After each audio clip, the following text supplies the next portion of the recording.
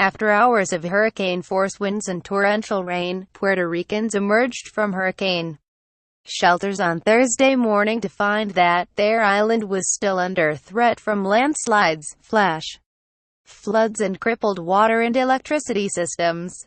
British Virgin Islands braved 2 storms in 2 weeks. Maria destroyed most of what was left. Read more. Hurricane Maria, the worst storm to hit Puerto Rico in more than 80 years, felled trees, smashed buildings and tore roofs from homes.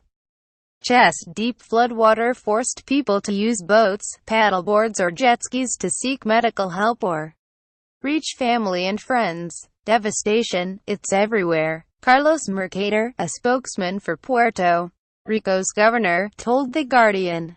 It's total devastation. The full extent of the destruction was unclear because communications have been severely disrupted, Mercader said. Now that the sun has come up, it is the time to assess all of the damages, he said.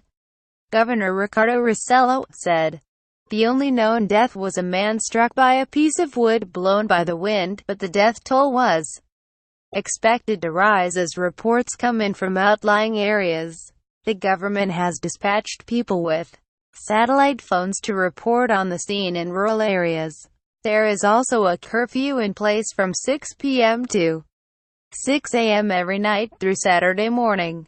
Play video 036. Drone footage shows flooding in Puerto Rico after Hurricane Maria. Video. The onslaught began early on Wednesday, with winds growing gradually until they reached Category 4 hurricane strength as the storm rampaged across the territory, knocking out the power supply and tossing vehicles from the road.